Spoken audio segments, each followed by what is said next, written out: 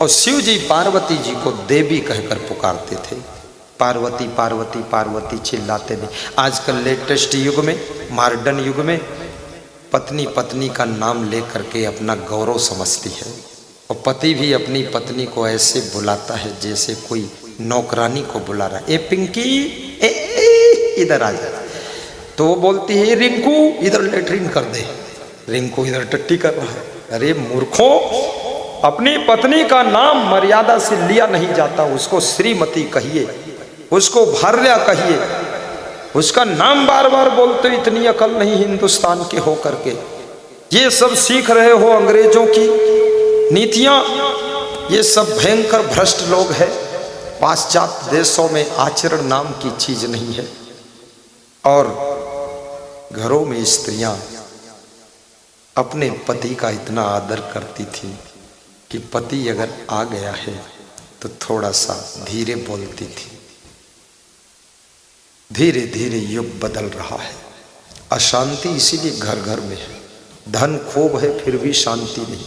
और याद रखना, स्वभाव बिगड़ेगा चाहे जितनी बड़ी कोठी महल बंगला हो, फिर भी शांति नहीं मिलेगी। बहुत क्रोध बढ़ेगा। कर्नाटक का डीजीपी उसे कहते हैं जो प्रदेश की पुलिस का पहले नंबर का अफसर होता है, जिसके अंडर में सभी एसपी होते हैं, आईजी होते, डीआईजी होते, एआईजी होते हैं, और वो डीजीपी होता है, बहुत बड़ा अफसर। वो भोजन कर रहा था। उसकी पत्नी मिर्चा का पाउडर लाई और उसकी आंख में झोंक दिया। मिर्चा पाउडर, वो गिर गया बेचारा, आंखें खुली नहीं। तो किचन से चक्कू लाकर डीजीपी का गला काट दिया और डीजीपी मर गए। बिहार का वो मूल निवासी था और कर्नाटक का डीजीपी था, और कहता था कि आदमी को देखते ही, स्त्री को देखते ही मैं भांप लेता हूँ कौन गलत है कौन सही है। और 50 साल पत्नी के साथ रहा मूर्ख, और कभी भांप नहीं पाया गलत है कि सही।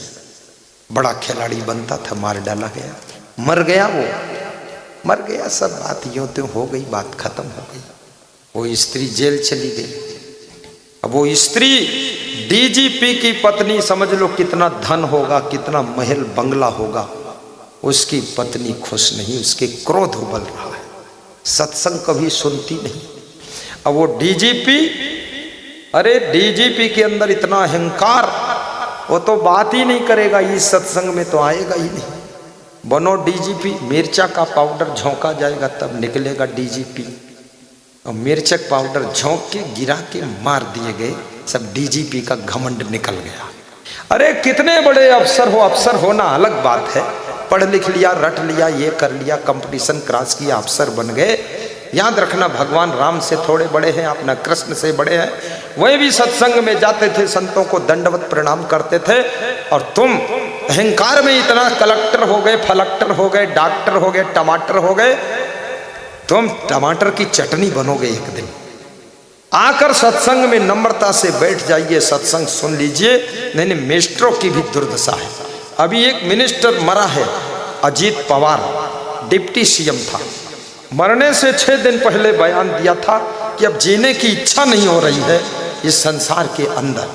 अरे डिप्टी सीएम बन गए, लोग विधायक बनने के लिए हैरान है, और तू विधायक बनकर डिप्टी सीएम है और जीने की इच्छा नहीं, तो अब क्या लेना चाहता तू? तो आखिर वो घर से ही परेशान होगा, बच्चों से परेशान होगा, हो गए ही परेशान, क्योंकि डिप्टी सीएम बन गए लेकिन सत्संग से दूर हो। सत्संग सुनते नहीं, साधु संत को कभी देखते नहीं, उसके पास आते नहीं। तुम्हारे घर में कुत्ते घुस सकते लेकिन साधु नहीं घुस सकते। बड़े बड़े शिकारी कुत्ते पाल रखे हैं। कोई अगर सज्जन आदमी जाए तो कुत्ते से कटवा दोगे, आने नहीं दोगे। तो यही तो होगा, मरना तो चाहोगे ही, मरोगे ही। अब तुम चाहते थे मरना, 6 दिन बाद प्लेन क्रैश हो गया, मर गए। अब मर गए तो क्या है, 10-5 दिन चर्चा हुई, उसके बाद उनकी पत्नी डिप्टी सीएम बनकर बैठ गई, बात खत्म, पैसा हजम।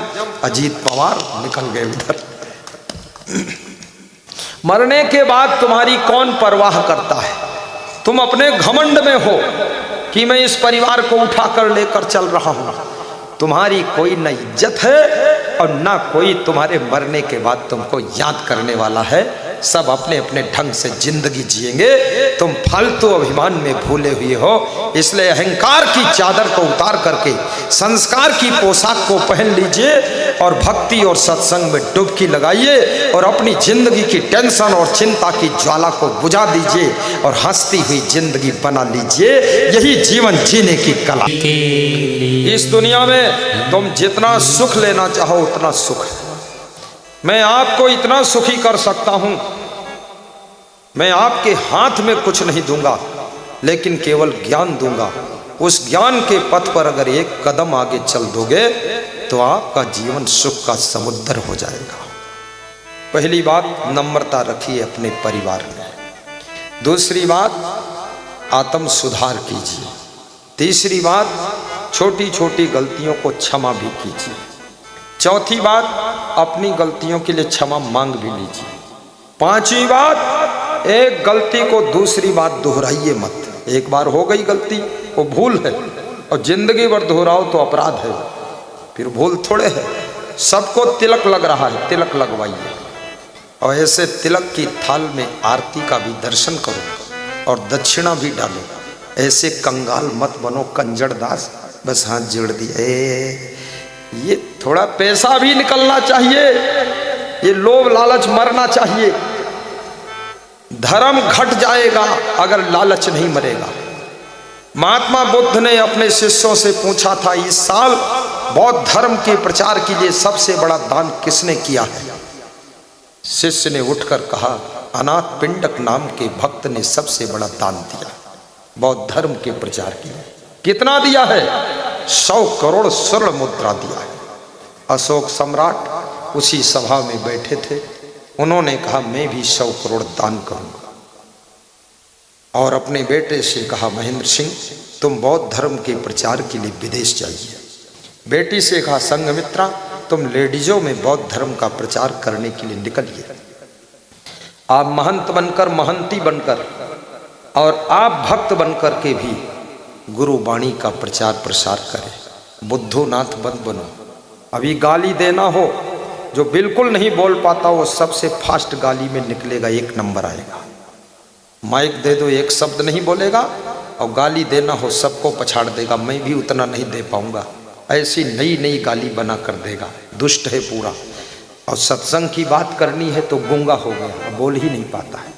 सब लोग सीखो भजन भक्ति सत्संग, जहां बैठो वहां कम से कम 2-4 लोगों को सत्संग की चर्चा सुनाओ, भक्ति की बात बताओ, मोबाइल के यूट्यूब चैनल से सत्संग सुनाओ, लोगों के विचार बदले, सुधरे। आने वाला समय बहुत खतरनाक आ रहा है, याद रखना। इसलिए अपने परिवार के लिए समय दीजिए। हर समय मोबाइल में आप तमाशा मत देखते रहिए।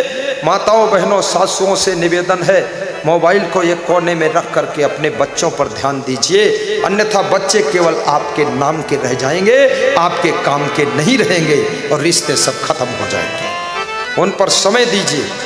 और पुरुषों से भी कहूँगा, दुकान पर जब तुम जाते हो तो दुकान पर जा करके मोबाइल में तमाशा मत देखो, ग्राहक की तरफ ध्यान रखो, पूरा मन लगाकर ग्राहक से बात करो मुस्कुरा करके, तब दुकान चलेगी। मोबाइल में तमाशा देखोगे, ग्राहक वापस लौटते चले जाएंगे और तुम गैंडा बनकर मुड़ झुकाए रहोगे मोबाइल में। मोबाइल में तो केवल बात कर लो, मैसेज पढ़ लो और मोबाइल में प्रवचन सुन लो, और उसमें नौटंकी में पढ़ना क्या है। मैं तो कंपनियों से कहना चाहता हूँ, एक सिंपल मोबाइल भी बनाइए, जो टच स्क्रीन मोबाइल केवल 1000 में मिलना चाहिए। कोई सिस्टम मत दो उसमें, सिर्फ व्हाट्सएप दे दो और बात करने के लिए सिस्टम दे दो, और साथ साथ में कुछ फोटो वोटो भेजना वो भेज दिया जाए, और बाकी ज़रूरत ही नहीं है ये बकवास। ये 50 प्रकार के सिस्टम देते हो, 25-50 हज़ार का मोबाइल देते हो। ये उल्लू लोग 1-1 लाख का मोबाइल लेकर घूम रहे हैं, अकल धेला भर नहीं है, एक अक्षर रामायण का याद नहीं है, ना गीता का याद है और ना तो बीजक का याद है। साधु संतों के लिए भी मोबाइल खतरा हो गया, बीजक उजक पाठ पूजा सब बंद, जब देखो मोबाइल में चंदूलाल देख रहे हैं। मैं तो रात में सबके मोबाइल जमा करा देता हूँ, सब संतों का जमा, और सब संतों के पास देता भी नहीं, जिसको जरूरत उसी को मिलेगा, प्रबंधक को। और रात में शाम को सब मोबाइल मेरे कमरे में जमा रहे, बंद करके। सुबह मिलेंगे 9 बजे 8 बजे, और जिनको जरूरत नहीं 3 दिन बाद मिलेगा, यात्रा शुरू होगी। अनुशासन रखना ही चाहिए। जिसको रहना होगा रहेगा, नहीं रहना होगा बवंडर अलग मचाएगा। यहाँ बवंडर नहीं चलने दूंगा। तो तुम भी ऐसे अपने घर में अनुशासन रखो। एक राजा था, उसका लड़का बहुत बदतमीज हो गया। एक ही लड़का था, बिगड़ गया, तूफानी हो गया, गड़बड़ करने लगा। राजा को जोश आ गया। राजा डिसिप्लिन था, उसने लड़के को एक दिन अपने राज्य से बाहर निकाल दिया। मंत्रियों ने कहा एक ही लड़का है राजा साहब, माफ कर। बोले 10 साल से माफ कर रहा हूं, अब नहीं, जाने दो। 20 साल बीत गए, लड़के को कुछ आता ही नहीं था, वो तो बहुत नालायक था, तो उसके पास कोई रास्ता ही नहीं बचा, राज्य से बाहर कर दिया गया। और याद रखना, अपने राज्य से बाहर जाने के बाद राजा की भी कोई इज्जत नहीं होती है। बाहर चला गया, थोड़े दिन इधर उधर घूमा, भिखारी बन गया, फटे लटे कटे सड़े कपड़े पहनकर लड़का घूम रहा था। 20 साल हो गए, 30 साल हो गए, राजा बूढ़ा हो गया। राजा से मंत्रियों ने कहा अब आप 70 साल के हो गए, अब अपना उत्तराधिकारी बनाओ। राजा ने कहा जाओ मंत्रियों, पुलिस जवानों, मेरे लड़के को ढूंढो कहाँ है। लड़के को ढूंढा, 1 साल ढूंढने में लगा, मुश्किल से मिला, पहचानना कठिन। उम्मीद नहीं थी कि वो भिखमंगा बन गया होगा, भिखारी बन गया, बड़े बड़े बाल, गंदे बाल, स्नान नहीं किया, बहुत दिन का मैल लगा हुआ, चिथड़े कपड़े पहने हुए। लेकिन मंत्रियों ने देखा कि चेहरा तो राजा साहब जैसा है। पूछो भाई ये कौन है? बोले आप क्या राजा साहब के पुत्र हैं? हाँ मैं पुत्र हूँ। ये दशा कैसे हुई?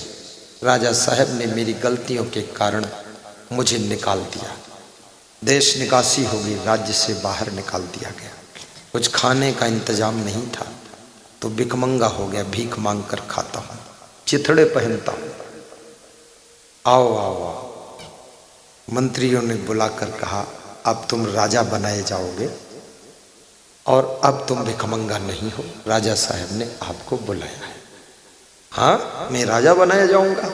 उसके चेहरे पर नई मुस्कान आ गई। उसने कहा तो फिर सबसे पहले मुझे स्नान कराया जाए। वही राजकुमार वाली उसकी संस्कार निकल आए, उदय हो गया। स्नान कराया जाए, मुझे अच्छे कपड़े पहनाए जाए। अच्छे कपड़े पहनाए गए, मुझे बग्घी पर बिठा कर ले चला जाए। बग्घी पर बिठा लिया, लेकर आए। राजा ने कहा क्या हाल चाल श्रीमान जी? बोले चाल भी सुधर गई, हाल भी सुधर गया। 20 साल भटक के देख लिया, खूब दुख उठा लिया, भिखमंगे हो गए, अब सब गलतियां छोड़ दिया है, लाइन पर आ गया। राजा ने कहा अब तुम राजा बनोगे, हम रिटायर हो जाएंगे। बदतमीजी करोगे तो भिखमंगा बना दूंगा और सुधर जाओगे तो फिर से राजा बना दूंगा। याद रखना, तुम भिखमंगा कब तक बने हो? सुख की भीख मांग रहे हो जगह जगह पर जाकर, तब तक जब तक तुम गलतियों में फंसे हो, बुराइयों में फंसे हो। जिस दिन तुम अपनी बुराइयों को छोड़ दोगे, अपना सुधार कर लोगे, उसी दिन तुम राजपद के अधिकारी हो, तुम खुद ही राजा हो। तुम्हारे पास क्या कमी है? आत्मराज्य तुम्हारा है। इसलिए अपनी बुराइयों को सुधारिए, अवगुणों को दूर करिए। हमारे संतगण एक भजन गाते, हरा शरीर प्रभु कैसे तारोगे, मेरा अवगुण भरा शरीर प्रभु कैसे तारोगे। मैं हूं चिंतित और अधीर, प्रभु कैसे तारोगे। कितने अवगुण शरीर में भरे हुए। याद रखना, एक छेद काफी है नाव को डुबाने के लिए, एक अवगुण काफी है जिंदगी भर रुलाने के लिए। एक भूल काफी है जिंदगी भर रुलाने के लिए, एक छेद काफी है नाव को डुबाने के लिए, एक दुर्गुण काफी है जिंदगी भर भटकाने के लिए। इसलिए दुर्गुणों को दूर करिए। सकलो दुर्मत दूरी करो, अच्छा जन्म बनाओ, काग गवन गति छोड़ के हंस गवन चलिया। भगवान की भक्ति करो, मंदिरों का सम्मान बढ़ाइए, मंदिरों का जीर्णोद्धार भी कीजिए। महीने में एक दिन सुनिश्चित करिए 29 दिन काम करिए, एक दिन मंदिरों के लिए टाइम रखिए, मंदिर में जाइए, आश्रम में जाइए, दिन भर वही धंधा करिए। और उस दिन जिसके पास सामर्थ्य है वो वहाँ पर खिचड़ी बनवा कर प्रसाद वितरण करें। बदल बदल के लोग खिचड़ी बनाएं, खिचड़ी का प्रसाद लोग खाएं। 1 घंटे भजन वहाँ चले, भजन लोग सुने। आपके गांव में 10 मंदिर हैं, 10 मंदिरों में आधा आधा घंटे जाकर बैठिए। 2-1 आश्रम है, वहाँ जाकर के बैठिए। महीने में टाइम टेबल सेट करिए। मंदिर के पुजारी को कुछ वेतन भी दीजिए, नहीं तो पुजारी भी कपड़े की दुकान खोल के बैठ जाएगा, पूजा करने वाला नहीं मिलेगा। इसलिए पुजारी बीच बीच गायब हो जाता है, क्योंकि वहाँ मंदिर है और पुजारी है और देवता है, तीसरा कोई है ही नहीं। तो पुजारी भी सोचता है यहाँ से चलो, नहीं तो शाम तक रोटी का इंतजाम भी नहीं होगा। गुजरात के मंदिरों में चमक दमक है, क्योंकि पुजारी को वेतन 25,000 रुपया महीना मिलता है और 4 कुंटल राशन मिलता है खाने के लिए, और रहने के लिए भी 1 कमरा 2 कमरा लेट बाथ सब मिलता है। लेकिन हमारे छत्तीसगढ़ में, अन्य प्रदेशों में ये व्यवस्था नहीं है। मंदिर तो खूब बना देंगे, न पुजारी की कोई व्यवस्था है, न उसके खाने पीने कोई प्रबंध है, न वेतन के लिए कोई प्रबंध। गांव भर से चंदा इकट्ठा करिए, भाई 100-100 रुपये महीने में सब लोग दीजिए, 1-1 किलो राशन दीजिए, पुजारी जी की सेवा हो जाए और पुजारी जी प्रेम से वहाँ पूजा पाठ करें, ताकि मंदिरों में चहल पहल बनी रहे। मधुशाला में कभी मत जाइए, दारू की दुकान पर जाना मना है, दारू पीना मना है, क्योंकि शराब तुम नहीं पीते हो, शराब तुमको पी जाती है, तुम्हारा धन पीती है, तुम्हारा स्वास्थ्य पीती है, अंत में तुम्हारी जिंदगी को शराब पीकर ख़त्म कर देती है। कितने लोग शराब पीकर नशे में एक्सीडेंट करके मर गए, महिलाओं को राण बनाकर चले गए, महिलाओं को अनाथ बनाकर चले गए, अपने बच्चों का साथ छोड़कर चले गए। यदि आपको अपनी पत्नी से प्रेम था, यदि आपको अपने बच्चों से प्रेम था, यदि आपको अपने बूढ़े माँ बाप से प्रेम था, तो याद रखना उनके सच्चे प्रेम में तुम दारू क्या दुनिया का कोई भी दुर्गुण छोड़ सकते हो। लेकिन माँ बाप से कम प्रेम था, पत्नी से बिल्कुल नहीं प्रेम था, बच्चों से प्रेम नहीं था, प्रेम तुमको दारू से था। इसलिए दारू पीकर तुमने जीवन का नाश कर डाला और परिवार का सत्यानाश कर दिया। शराब पीना सबसे बड़ा पाप है और इस पाप को किसी को करना नहीं चाहिए। महिलाओं को दुख देते हो शराब पीकर। शादी से पहले तुम कहो कि मैं दारू पीऊंगा, शादी करना है तो करो, नहीं करना मत करो, तुम शादी ही तुम्हारी नहीं होगी, घूमते रहोगे ऐसे ही। लेकिन शादी से पहले तुम बिल्कुल राम भगवान बनकर खड़े होते हो और शादी के बाद दारू में स्नान करते हो, रावण बनकर पैदा हो जाते हो। ये मूर्खता छोड़िए, ये गुमराह मत कीजिए, माताओं बहनों को दुख मत दीजिए। एक लड़की ससुराल जाती है बड़ी तमन्ना लेकर के, ससुराल पहुंचूंगी वहां सुख मिलेगा, बड़ी खुश होती है, सज धज कर जाती है, खूब 16 श्रृंगार करती है, माथे में बिंदिया, कान में कुंडल, नाक में नथुनी, कमर में करधनी और कहाँ कहाँ पायल की झनकार। और वहां पहुंची तो देखा पति बेहोश पड़ा है, मक्कार। अब क्या करे ये पत्नी? ये धोखा मत दीजिए, प्रेम से रखिए माताओं बहनों को। जिस घर में माताओं बहनों की इज्जत है, जिस घर में माताओं बहनों का सम्मान है, उस घर में कभी गरीबी नहीं रहती है, दुख नहीं रहता है। वहां पर याद रखना, लक्ष्मी रात को आती है, दिन भर आपको खर्च करने को मिलती है। इसलिए कभी भी माताओं बहनों को पीड़ा नहीं पहुंचाना चाहिए। और सबसे बड़ी पीड़ा नारी जाति को होती है जब पति नशेड़ू हो जाता है, पति शराबी बन जाता है, पति व्यभिचारी बन जाता है, पति अंट संट काम करता है, पान तंबाकू पुड़िया गुटखा खाता है, गुड़ाखू घिसता है। ये सब दुनिया भर का प्रपंच देख करके स्त्रियों का भी दिमाग बिगड़ गया। कई स्त्रियां गुड़ाखू घिसना शुरू कर चुकी। जब देखा उन्होंने कि पति गोबर खा रहा तो मैं भी गोबर खाऊंगी, तो गुड़ाखू बनाम गोबर वो भी घिस रही और पति पत्नी दोनों आमने सामने बैठकर ओटला पर घिसते रहते। दोनों पक्के मूर्ख हो गए। इन बच्चों पर क्या असर पड़ेगा जब पति पत्नी की ये दशा है? सुधर जाइए, बच्चों के भविष्य को मत बिगाड़िए। तुम्हारे बच्चे महान बनेंगे, डॉक्टर बनेंगे, कलेक्टर बनेंगे, इंस्पेक्टर बनेंगे, तुम्हारे बच्चे संत बनेंगे, भक्त बनेंगे। इनकी जिंदगी को बिगाड़ने के लिए आपकी जिम्मेदारी है, इनकी जिंदगी को सुधारिए, नहीं तो महापाप के भागी बनेंगे आप। क्योंकि माता पिता के चरित्र और आचरण का प्रभाव, कृत्य का प्रभाव बच्चों के ऊपर पड़ता है। लाड़ेत पंचवर्षाणि 10 वर्षाणि ताड़ेत प्राप्ते तु खोट से वर्षते पुत्रम मित्रम इवाचरेत। लाड़ेत बहवो दोषा ताड़ेत बहवो गुणः तस्मात् पुत्रस्य शिष्यश्च नातु लाड़ेत ताड़ेत। इसलिए पुत्र को, शिष्य को लाड़ला नहीं बनाना चाहिए, अनुशासन में रखना चाहिए और स्वयं अनुशासन में रहना चाहिए। किसी गुरु के पास में अपने बच्चे को लेकर के एक माँ बाप जाते हैं और कहते हैं गुरु जी इस बच्चे को कुछ शिक्षा दीजिए, बच्चा अच्छा हो जाए। गुरु ने कहा तुम 10 साल लेट आ रहे हो। मैं 10 साल लेट आ रहा हूँ? ये बच्चा ही 5 साल का है तो 10 साल लेट कैसे आ रहा हूँ? बोले बच्चा पैदा होने से 5 साल पहले आना चाहिए था। शिक्षा तो तुमको देना है, बच्चे को नहीं देना है। जब सांचा ठीक होगा तभी तो ढांचा ठीक होगा। सांचा तुम हो, तुम ही बिगड़े हो तो बच्चा कहाँ से सुधरेगा? बोले वापस लौटो, पहले तुम अपना सुधार करो। माँ बाप ये बीड़ी पीते हो, तमाकू खाते हो, गाली बकते हो, रहन सहन ठीक नहीं है, बच्चे को सुधारने आए हो और स्वयं को बिगाड़ के बैठे हो। इसलिए माता पिता को स्वयं भी सुधरना चाहिए। और याद रखना, जितने अच्छे आप होंगे, जितनी अच्छी आपकी संतान होगी, जितने अच्छे आपके माता पिता होंगे, जितना अच्छा आपका पति होगा, जितनी अच्छी सज्जन आपकी पत्नी होगी और जितनी अच्छी आपकी बहू बेटी बच्चे होंगे, उतना अच्छा सुख शांति घर में होगा, कलह कलेश नहीं होगा।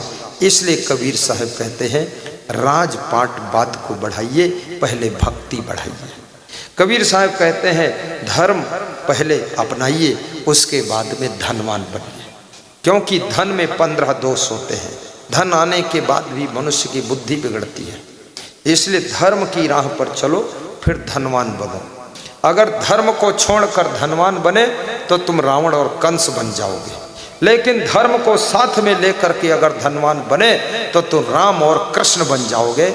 इसलिए धर्म साथ में होना चाहिए, ताकि पति का धर्म, पत्नी का धर्म, माँ का धर्म, पिता का धर्म, पुत्र का धर्म, पुत्री का धर्म, डॉक्टर का धर्म, मास्टर का धर्म, इंस्पेक्टर का धर्म, अफसर का धर्म, कर्मचारी का धर्म, भगत का धर्म, साधु का धर्म, गुरु का धर्म, सब लोग अपने अपने धर्म को अगर याद कर लें, अपने अपने धर्म की इज्जत बचा लें, तो ये धरती स्वर्ग से कम नहीं है और इस धरती पर रहने वाले देवी देवता से